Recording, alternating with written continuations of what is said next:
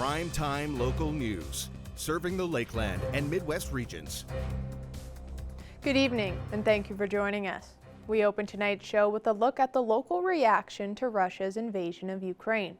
This past weekend, members and supporters of the Lloydminster Ukrainian community stood in solidarity, opposing Kremlin aggression. As Tate Lakecraft reports, fears for the safety of their families remain high, but it's not the only thing that local Ukrainians are worried about. Lilia Savchuk took to the sidewalk south of City Hall Friday, showing her support for citizens and soldiers who are under attack in Ukraine. In her hands, she displayed a gift from her father, a flag from her homeland signed by 10 Ukrainian soldiers who once fought in Donetsk and Luhansk. I took this flag all time with me, and it's like my lucky flag. Saturday, Lilia returned to City Hall, this time with others from the local Ukrainian community.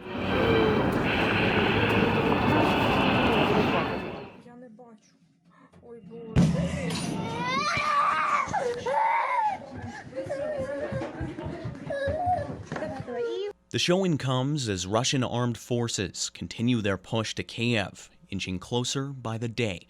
In the meantime, aerial attacks continue to strike cities across the nation as local Taras Yarosh spoke to what he's hearing from family in Ukraine.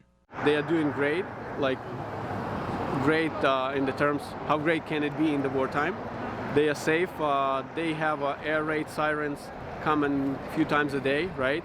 So they take in shelter, basically sitting tight in their apartments and just praying for the best.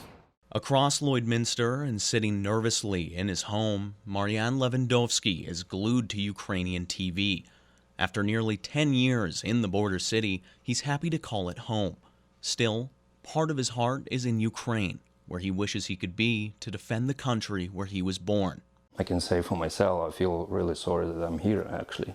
And I feel like, I don't know how to express it in myself, that I can't be with them. I talked to every guy here in Lloydminster. They want to go. They want to go back and fight. At the Holy Spirit Ukrainian Catholic Church, Father Roman Koboletsky is fresh from a vigil service in support of the country. He hopes that such demonstrations might play a role in the easing of Russian aggression. If you can promote somehow a peace in Ukraine, and it might be that can change some of the hearts of Russian soldiers, because I don't think that they wanted to fight.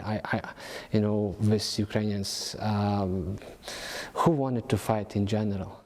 Among other anxieties surrounding the war is a concern for misinformation. Some local Ukrainians worry that pro-Russian propaganda might be getting the best of some Lloydminsterites.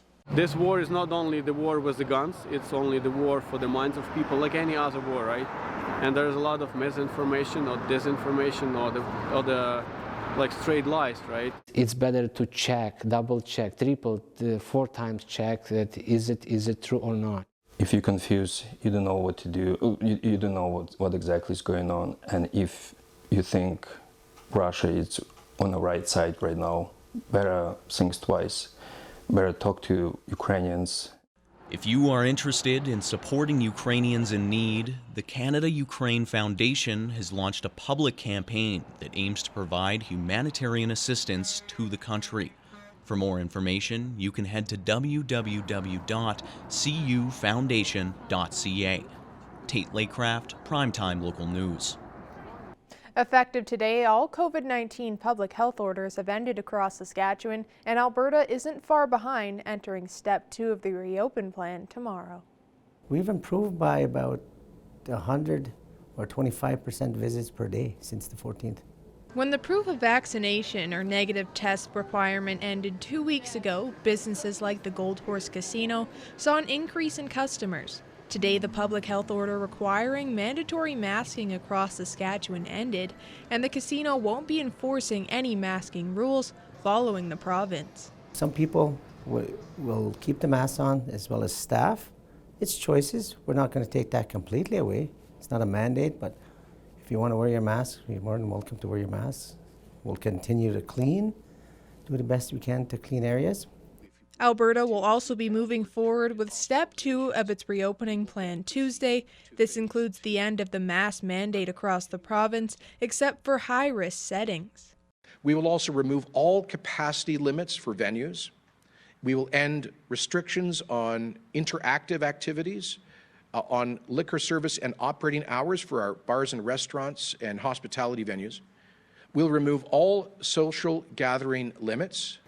Over the course of the past 2 years, it has been difficult at the casino with closures and other rules. They're hoping now this will attract more customers and that sometime in the near future they can offer more events. We don't want to rush into things too quick. We have the community in mind, we have our families in mind, everybody. We want to stay safe, so we'll ease into events. Will they come? We'll eventually have events, but no determined date yet. But we still want to be safe. The Gold Horse Casino has also extended their hours with the mandates lifted. This morning, the Lloydminster Rotary Club had its weekly meeting and guest speaker Joyce Bell spoke on the proposed expansion of the Pioneer Lodge. This is what we're proposing.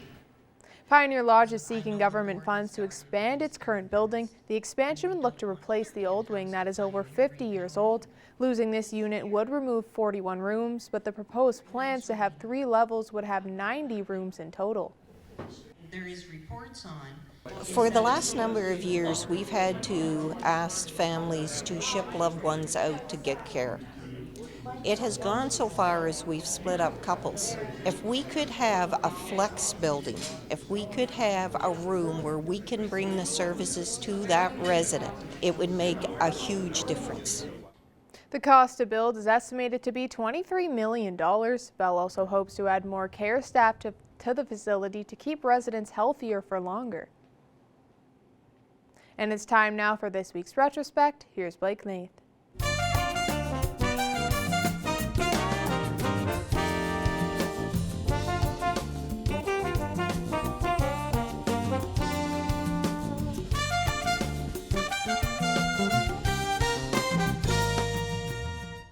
This week in retrospect. Back in '92, a local singer-songwriter pens a tribute to prairie farmers. All across the country, out there on the land, families together, working hand in hand. They give it all they've got, all day long, working with all their might. The heart beats strong, farming the prairie and growing the grain, feeding the whole wide world, hoping for rain, determined to succeed, seeing in their eyes. We just want the farmers to know, and we're going to take it to the cities because they need to know that farming really is still a vital industry in Alberta. It is a big part of our Alberta economy, and people need to know that. And the Manville Area Performing Arts Society seeks support from the community in 1997. You said there was a warning. What sort of warning? A ghost warning, sir. Ghost warning. The Manville Area Performing Arts Society, or MAPAS, was busy practicing Saturday afternoon for their big performance entitled The Red House Murder Mystery. They were expecting a full house and got it. Since their first musical in 1983, they have had a great response with crowds, just not with volunteers.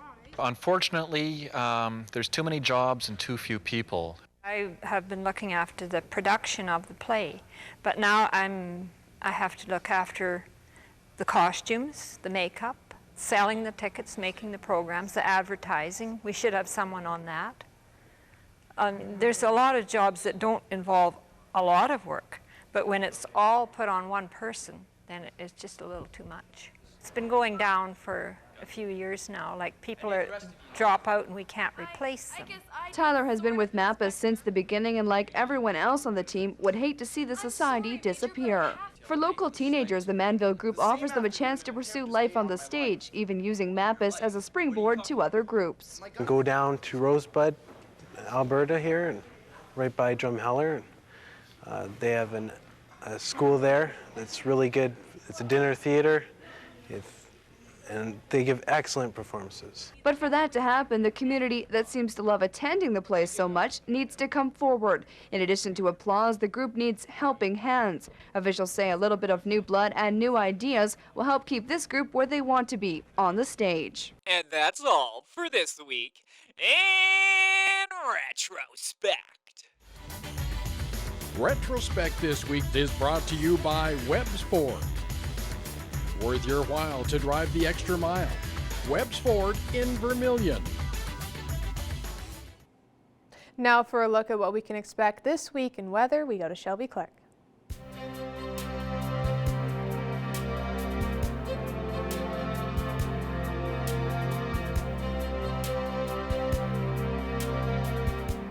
Thanks so much, Jasmine. Now taking a first look at this week's weather forecast. Here in the border city, we are sitting at -8, and with that wind chill, it does feel closer to -10, but we are seeing a much warmer day today compared to what we have been seeing last week. So I think everyone's really happy to see that we are slightly warming up a bit for this week in the border city. And now switching over to temperatures across the region for Alberta and Saskatchewan. On the Alberta side, we're seeing a lot of single-digit temperatures, which is really good to see. A lot of -7s, -6s on the map here. -8 in Marwayne, while it is -9 in Bonnyville, -5 degrees, and Wainwright and Edmonton is just hitting that -4 mark. Switching over now to our Saskatchewan side, they're still seeing, most spots are still seeing those single-digit temps as well at those minuses. Isle Lacrosse and North Battleford both seeing -10 right now. Most spots are seeing around -9. It is -8 in Pierceland, and down in Maidstone and Macklin is just hitting -7. And for North Battleford, as I was saying, they are at -10 right now, and overnight they will be going down to low of -18, so they will be cooling down quite a bit, seeing some more cloudier skies, but it won't be too cool for their evening low. And then tomorrow they will be seeing -11 throughout the day, and they will be seeing a high chance of some flurries start off in the morning. Going over to Cold Lake now, they'll be going down to a low of -17 with a lot more cloudier skies as well. So they will be cooling down, but not too bad that we've been used to seeing throughout this winter season. And tomorrow they will be seeing -7 throughout the day. So they will be seeing that single digit mark throughout the day, but they will be seeing around a 60% chance of some snowfall starting off in the morning. And over here in the border city, we'll be going down to a low of -14. So we will be seeing a warmer evening low, so not too bad. As I was saying, with your cords, maybe give them a break still, so we won't need to be plugging in our vehicles if you got one. And tomorrow we will be seeing -9 throughout the day, and we will be seeing a high chance of some flurries as well starting off. So get ready to see some light snowfall for a few days this week. And now looking over at some of your photo submissions, I get everyone that submitted some nice, cute weather photos to our Facebook page. You can continue to submit them. I do love my sunset photos, and this one's from the classic Carol. So once again, thank you so much, Carol, for this beautiful photo. Love to see it. Love to see that everyone is getting out there and getting some nice photos of the sunsets that we have been seeing lately. So once again, thank you so much to Carol for this one. And that's all I got for now. Jasmine will have more news after the break.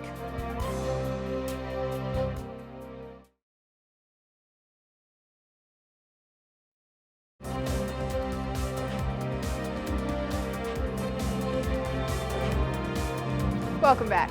Fans of the Saskatchewan Rush and Saskatoon Blades may notice a big change to the viewing experience, as CTV's Pat Mackay has more on a new state of art edition that awaits.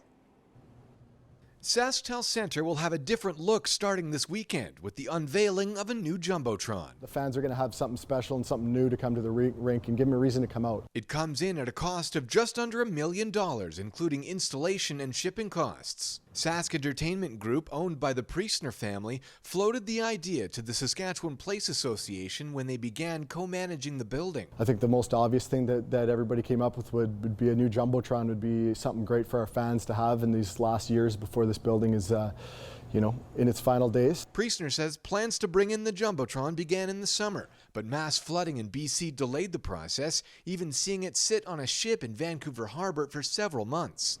It replaces the old score clock, which was installed in the fall of 2009. There's so much we can do that's just not the standard letterbox of, fill in the, you've got your score at the top in the hard lights are kind of wired in, and then you can kind of show the video screen and that's it. Now we've got the ability to kind of make it a part of our game presentation. We can show, different types of stats, time on ice, shots, more advanced stats kind of in real time. It's massive, weighing nearly 14,000 pounds, with each of the four sides measuring 18 feet tall by 14 feet wide, roughly the same size as 38 40-inch flat-screen televisions. And at a shade over 6.6 million pixels, the video quality will rival jumbotrons in NHL arenas. You can really get creative with that, so I think that's going to be great. And in intermissions, I think it'll be a whole different level of what we can offer.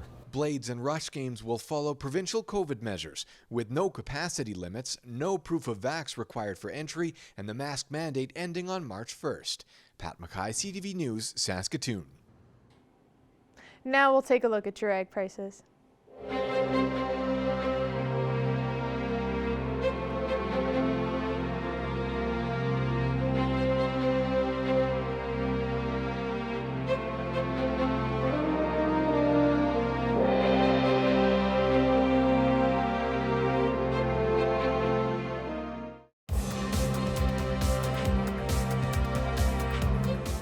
The AJHL 2021-22 regular season is now in the books following this past weekend. Ahead of the postseason, the league announced award finalists in 7 different categories. Jace Mackey and Evan Kenny have more. Well, usually to start off the week, we take some time to talk about some national sports, but this week we decided to keep it here within Alberta as the Alberta Junior Hockey League came out with finalists for their league awards, and some people from the Northeast received some recognition. So Evan Kenny, our sports reporter, joins us to talk a little bit more about this. Evan, thanks for being here. And first of all, some players from here in Lloyd and Bonnyville, they got some big-time recognition, hey? Yeah, Jace, it was actually a trio from either team, the Bobcats and the Bonnyville Pontiacs. So really just jumping into it, we'll get going, talking about some of the different players and the awards that they're up for. Starting things off with the Pontiacs captain, Cash Rasmussen. He is up for league MVP. He scored 63 points in 51 games this season, which was good enough for 10th overall in the league in points per game. As well, obviously, he was the captain for the Pontiacs, so he brought intangibles that you can't really measure based on stats. Moving along here, sticking with Bonnyville, AJ McCauley is up for top defenseman. He led the Bonnyville defense in points with 42 in 56 games. And the fourth-year player was also fourth in the AJHL for defensemen in scoring. Finishing it off for the Bonnyville Pontiacs, Austin Saint was recognized, or is being recognized, for most dedicated player. And Jace, just from watching him when they do come to Lloydminster and whatnot, he's a thorn on a lot of teams' side. He's sort of that heartbeat of the Pontiacs, bringing a mix of gritty play with 109 penalty minutes and some offensive flair, scoring 40 points this season. Now, if we take a look at some of the Lloydminster players who are up for awards, Colby Thornton is also up for most valuable player, as well top goaltender in the league this season. He had a .913 save percentage and a 3.15 goals against average. He's also second in the league in goals saved above average, and then he led the league in minutes played and saves this year. Ethan Aucoin is up also for the Bobcats for Rookie of the Year. While he did play in the shortened season back in 2020-21 for the Bobcats, that was only 7 games, so he still was considered a rookie this season. In the league, he finished 15th in points with 63 points on the season, 7th in goals with 36, and as well, he was 4th in rookie scoring. He also led the Bobcats in scoring on the season. Finally, wrapping things up here, Jace, Nigel Dubé, not a player this time, but coach Nigel Dubé is up for Coach of the Year. Now, he helped improve the Bobcats from an 11-41-6 finish into the 2019-20 season, the last pretty much full season that the Bobcats did play, to this season finishing at 30-26-4, and as well giving the Bobcats their first playoff berth in a number of years. It's great to see Nigel Dubé getting a nod there. I know it's been a little bit of a journey for him since he's been here in Lloydminster, so it's great to see he gets that nomination. But there's some other interesting stories coming from these nominations that don't necessarily, they aren't people from Lloydminster or for Bonnyville as well. Yeah, Jace, maybe not people that play for Lloydminster or Bonnyville, but actually Andre Proctor Ramirez, who is from Lloydminster, is also up for goaltender of the year. He's second in the league in minutes played and saves behind Colby Thornton, as I mentioned previously. He played 43 games this year, so a lot of time spent in the crease for Andre. And then, another couple stories that really caught my eye coming from the Brooks Bandits. Ryan McAllister, who led the league in points this season with 139, was the 10th best single season scoring in AJHL history. He's also the first person since 1997/the 98 season to score 130 plus points in a single season. The last player to do that before him was former Edmonton Oiler Mike Comrie. And then, sticking with Brooks, Zach Bookman, defenseman, set a new AJHL record this season for points scored by a defenseman with 102, as well, breaking Gord Thibodeau's record of 8 single-season assists at 81. All right, well, thank you so much for taking some time to talk about this, Evan. We wish all the nominees the best of luck, and the AJHL playoffs begin this Friday. And now Shelby Clark will take another look at your weather forecast.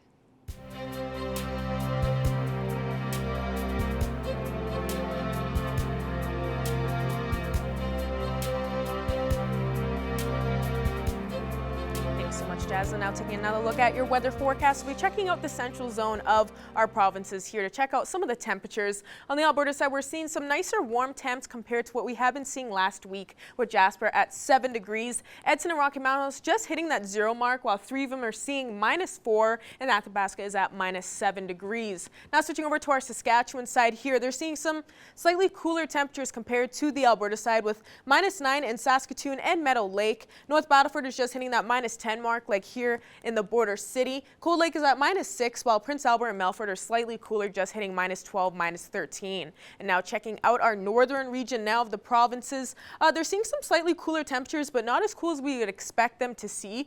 Most spots are seeing -12 on the map here, -11 in South End, while Wollaston Lake is at -20, and Uranium City and Stony Rapids are seeing -17, -18 degrees.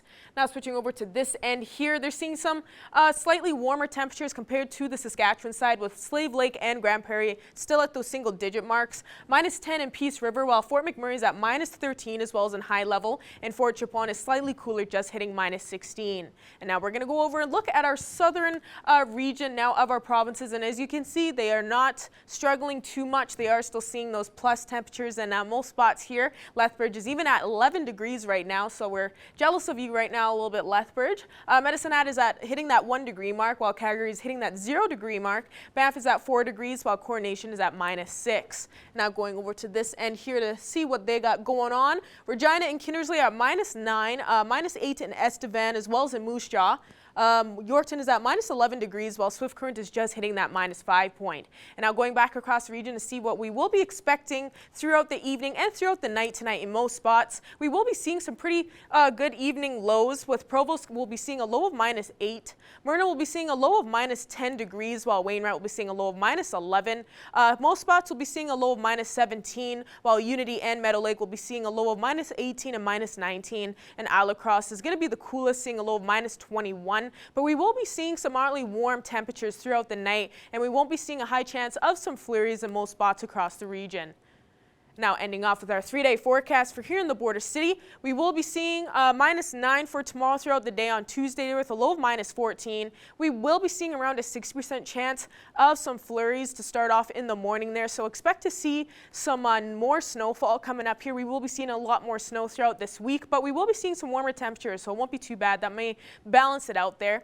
Wednesday, we'll see -13, so we'll cool down just slightly on Wednesday, but we will be seeing a sunnier day, so that sun may help warm things up a little bit with a low of -17. Then Thursday, we'll be seeing that -13 continue on in through Thursday as well there, and we will be seeing a 50% chance of some flurries once again on Thursday. So once again, keep your shovels out because we will be needing them. That is our look at your weather forecast. Our Jasmine King will have more news coming up after the break.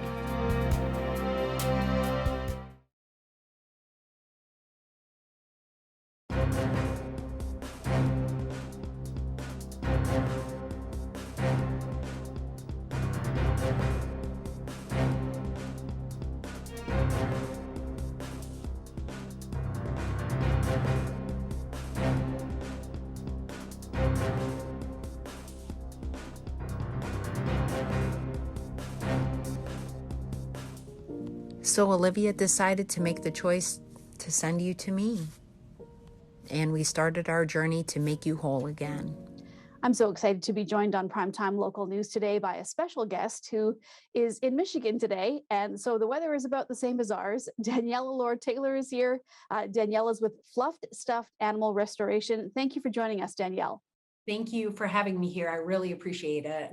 Well, Danielle, you do something that I think is just so cool. You take stuffed animals, no matter how old they are, and you restore them. So tell me a little bit about this whole process and why you do this. Oh, goodness. I do this because I love it. It's been something that has been a part of my life for a really long time. My mother used to do it for me when I was little, and the older I got, I realized it was something I could do for others. So the reason why I do it is just to make people smile and mend their heart while mending fabric at the same time. So do you know roughly how many you think you have restored, or do you keep count of that kind of thing? It over 100 now. The ones that I have videotaped, the special sentimental ones, I think is about 50, between like 50 and 70, but I've restored many more off camera to either give back to the community or, just however else I can help people. So. What's it like for you when you see the reactions of these people? I've seen some of your videos on TikTok where, somebody had this stuffed animal for 30 years. It was in really, really rough shape, and you managed to restore it to, basically pristine condition. And then when they get it, you see them get emotional. How does that make you feel, Danielle? I cry every time. It's no question. I get so emotional seeing them reunited with their friend in the prime condition that they had been when they first met. It's like turning back time. It's super emotional and a beautiful moment. Have you ever come across a stuffed animal that you looked at and you thought, oh my goodness, this might be a little too difficult to fix? Because I've seen some of the ones that you have shown and they're in pretty rough shape. There have been a few times where I always do a consultation before I receive a stuffed animal. And there have been a few that have said, I'm pretty sure I have one that you might not be able to fix. And I almost agree with them. And then I remember what I can do. And my answer is I can always help in some shape or form, So where have your clients come from? Are you finding that they're coming from all over the United States? And have you had any from Canada yet? Or are they basically around the area that you live? It started locally and then it exploded once my TikToks went viral. I have not had any out of the United States yet, but I'm working on that. I have a few people from Canada actually who are excited for a restoration. So I'm pretty stoked about that. Is there any certain criteria, Danielle, when someone comes to you with an animal? Like, for example, if the material is so worn that you can replace it with something else, or do they insist most of the time it has to still be the original material? Usually most of the time, the individual is so sentimental and attached to what the material already is. I'm actually working on several replicas for people who want, to be able to look at a side-by-side comparison of what their stuffy used to look like. But primarily, I've never been asked to replace an entire body. I've been asked to reinforce it. So I am able to do that, but there definitely is a certain point where if you change too much, then it isn't as memorable as what it was before. And do you do anything special? I noticed in a couple of them, you are restoring, little hearts that look like they're inside the animals. Are those things that came with the stuffed animal, or is that something that you can do as a specialty as well? I call it their memories. So my mother, whenever she fixed one of my beloved stuffed rabbit that I still have to this day, she'd always push his stuffing back in and say, we can't forget his memories. So I apply that to all of my restorations that I do for others. I will put it in a little fabric envelope that I make by hand, and I add a little button heart on the front and fill that with stuffing or any of the used parts that aren't going to be on the stuffed animal anymore, because I feel like that's part of the reason why people can't agree to a restoration right away, is because they're just afraid of what will be missing when their friend gets fixed. So I love that part. It makes me smile every single time. Well, Danielle, it's been a pleasure to speak with you today. And if anybody would like to get in touch with you, whether they want to have a consultation about, a 30-year-old stuffed animal that looks like he might not be able to be saved, or even, some kids go through wear and tear, and after 2 years, sometimes stuffies just don't look the same. Right. If they want to get in touch with you, Danielle, what's the best way to do that? Fluffrestoration.org is my website. If you scroll down, you can set up a consultation with me, or if you feel better, you can email me at fluffstuffedanimalrestoration@gmail.com. Those are the best ways to get a hold of me for a restoration. All right, Danielle, well, thank you so much for speaking with us today. And thank you for what you do. It really is creating a lot of lasting memories for people. So we wish you good luck, and we'll continue to watch your account and see all these amazing restorations. I appreciate it so much. Thanks for your time.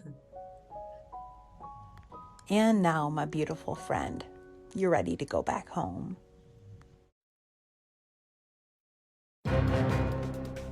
Furniture set and design supplied by Furniture Gallery and Furniture House, downtown Lloydminster.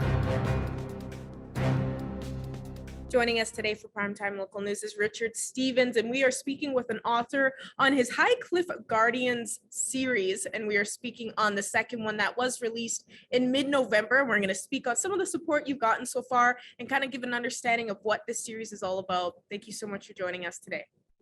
Hi, Shelby. Thank you for having me. Of course, and I wanted to start off with asking if you could give a little understanding and backstory of what the Keeper of the Jewel book is about, the first one in this series. Okay, so Keeper of the Jewel, I was writing a series called Legends of the Lurker, and halfway through book 2, Rika's Gift, I mentioned the 700-year-old elf queen. And as seems to happen with all my writing, every time I'm writing a book, I get 2 more in my head. So as I was writing the backstory, and I just mentioned a bit of this 700-year-old elf queen, I started thinking, I'd love to write her story. So once I finished Legends of the Lurker, I actually went back in time and I started the story of Odeling Wise, who is a disgruntled princess who lives in a very posh palace in Southmarch, which is the Elven Kingdom. And the queen, her mother, discovers there's a plot to assassinate the princess. And the queen doesn't think that her home guard are able to protect her adequately. So she goes and seeks the counsel of the Fae, and through the White Witch, who is the queen of the Fae, she discovers that her really only option is to send Odeling off to a dragon colony, because the dragons will hopefully be able to keep her safe. So the story starts out with this very spoiled princess who is used to the posh lifestyle, and all of a sudden she finds herself exiled to a rock very far to the south, and she's not very happy about it. But the whole story revolves around the rise of the new elf queen, which is Odeling Wise, and she'll become very important in the Soulforge universe as time goes on. And how would you say the response was from readers when you released your first book of the High Cliff Guardian series? It's good and slow. As an independent author, it's tough to get a lot of traction. I've just picked up a publicist recently, so hopefully my publicist Mickey can get me on track and start getting my name out there a bit more. But as an independent author, it's very tough to be recognized. And people go into bookstores and stuff, they're not looking for Richard H. Stevens. They're looking for J.K. Rowling or Stephen King, or someone who's mainstream. Mm-hmm. So as much as the reaction's been slow, the reviews that come in are very good. So they're very glowing. So I think the book and the storyline are very good. I just have to get it out there, and hopefully people will start to take notice. Can we talk a little bit about the second one now, Dragon Sense, that was released mid-November of 2021, and what this one was all about and how strong support was? Dragon Sect, yeah, they love it just as much as the Keeper of the Jewel as well, for sure. It continues the story of Odeling, and it brings in a few new eclectic characters, which I like to add to my storyline just to keep the character arcs refreshed. Now, you were saying earlier that the third book of this series will be released in June of this year. Can you give a little details of what your fans can expect in this third one, of what's coming up? So Windwalker is now almost 100,000 words in. It should be done in the next month, and it's just a continuation of the Dragon Sect. So the Dragon Sect is all about a clandestine society of dragon riders, and so dragons don't really appreciate people riding them, but they formed a loose alliance with the elves, And they've permitted some of the elves to ride them because they see that they need the elves to help protect them from man. And so Windwalker is all about the very first dragon rider. Perfect. And is there any more that you want your fans and readers to know about that I may have missed out on? Yeah, generally the preamble is the Highcliffe Guardians is the story of the rise of the clandestine society of Windwalkers, and it's a sect of elves who devote their lives to protect the powerful source of magic. And it's a magic that is so strong that if it falls in the wrong hands, it'll spell the end of South March and the lands beyond. So from the foundations of the Highcliffe Guardians, the reader embarks upon a fantastical adventure and discovers a rich history behind many of the favorite characters that they've read in other books that I'd released pre-Highcliffe Guardians. They'll learn about events that forge the ancestry of memorable characters such as Rika Drakfiend, Devious Misanthrope, the wizard, Sidira Ors, who is a mischievous archer, and Tamara Stoneheart, who is a cold-blooded killer. But if she's your friend, you really don't need to watch your back. So I always tell people to choose their dragon and hang on tight.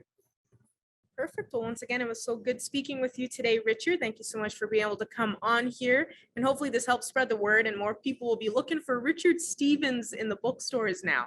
Oh, you're so welcome. Thank you for having me on, Shelby. I appreciate it. Now, ending off with taking a look at your 7-day forecast here. Get ready to see a little bit more sun on Wednesday coming up, but we will be seeing a high chance of some flurries coming up tomorrow at -9. Seeing some more sun on Wednesday, then seeing those flurries continue on Thursday and Friday once again. So as I was saying, make sure you are ready for some more snowfall, some more snow on the ground, and keep your shovels out because we're almost to spring. We're almost there. And Saturday and Sunday, we'll be seeing -10 on Saturday, -8 on Sunday with a mix of sun and cloud on both those days. Then next Monday, we will be seeing that -7 throughout that day. Thank you, Shelby, and thank you for joining us on Primetime Local News this evening. And you can catch more news in the second hour.